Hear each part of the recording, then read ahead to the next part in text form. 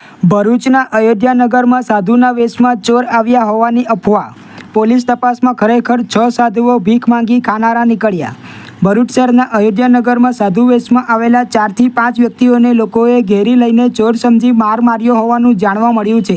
જોકે ઘટનાની જાણ થતાં જ એ ડિવિઝન પોલીસ સ્થળ પર પહોંચી તમામ વ્યક્તિઓને પોલીસ મથકે લાવી આધાર પુરાવા ચેક કરી અટકાયતી પગલાં લઈને વધુ તપાસ હાથ ધરી છે.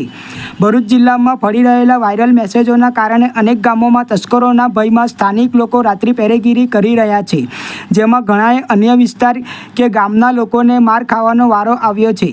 ગતરોજ બપોરના સમયે ભરૂચ શહેરના અયોધ્યાનગરના સંતોષી માતાના મંદિર નજીકથી 4 થી 5 સાધુ કપડાં પહેરીને આવેલા વ્યક્તિઓએ એક મકાન માલિક પાસે જમવાનું માંગ્યું હતું, પરંતુ મકાન માલિકે ખાવાનું નહીં હોવાનું જણાવી તેમને આગળ જવા કહ્યું હતું, પરંતુ તે લોકો ત્યાં જ ઊભા રહી મકાન માલિક સાથે વાતચીત કરી રહ્યા હતા. તે સમયે ત્યાં લોકો એકત્ર થઈ જતા બંને પક્ષે આમને સામને બોલાચાલી થઈ હતી, જેમાં કેટલાક લોકોએ અજાણ્યા સાધુ વેશમાં આવેલા લોકોને માર માર્યો હોવાનું પણ જાણવા મળ્યું હતું.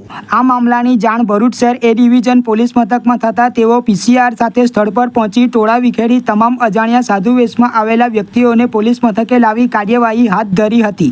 આ મામલે ભરૂચ શહેર એ ડિવિઝન PI VU ગદડિયા સાથે વાતચીત કરતાં તેમણે જણાવ્યું હતું કે 6 સાધુ બાવા કોઈ ચોર ઇસમો નથી કે તેમની પાસેથી કોઈપણ ગુનાહિત સાધન સામગ્રી મળી આવેલ નથી.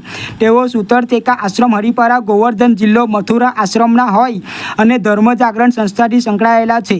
જેથી જાગૃત જનતાને અપીલ કરવામાં આવે છે કે કોઈપણ પ્રકારના ફેક ન્યૂઝ તથા અફવાઓ વાયરલ કરવી નહીં, અને જે પણ આવા ફેક ન્યૂઝ વાયરલ કરશે અથવા ફોરવર્ડ કરશે તેઓના વિરુદ્ધ ઇન્ફોર્મેશન ટેકનોલોજી એક્ટ મુજબ ગુનો દાખલ કરી કાયદેસરની કાર્યવાહી હાથ ધરવામાં આવશે.